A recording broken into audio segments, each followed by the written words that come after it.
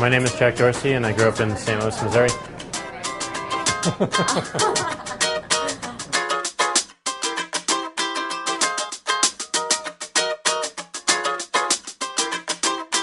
When I was 15, I got really into maps and how cities work, and I taught myself how to program. So I could put a map on the screen, put dots on the map, and make the dots move around.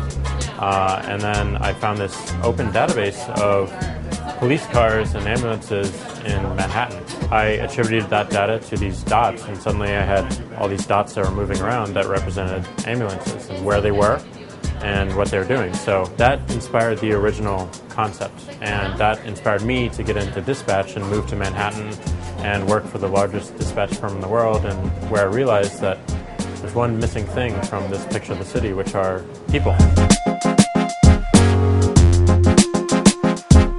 Apple is definitely one of them. I think their pacing and execution and vision and just voice and image is unprecedented. It's like a theater. I mean, it's like watching a movie unfold, but you can buy these objects and participate in them, and even in some cases change them.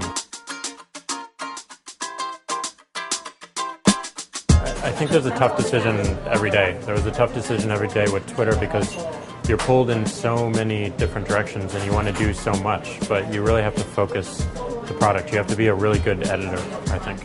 At the end of the day, you just have to really focus on what's critical to the product and to the product experience and what you love about the product. And it's very difficult to say no constantly to all those things, but a good editor knows how to say no and really focus that product into something that's simple, that speaks to a greater mass of people.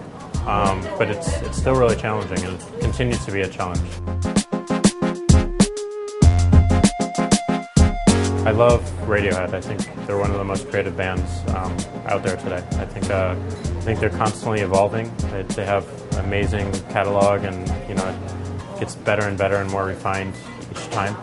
And they're playing with new, interesting models around their business, around the music industry and production, and what it means to be independent, and what it means to be direct to the consumer instead of going through a label. Their website is fascinating, and their distribution mechanisms of their new records are groundbreaking, I think. And they're really paying attention to how people want to interact with their art and with their products. So I think that's really inspiring.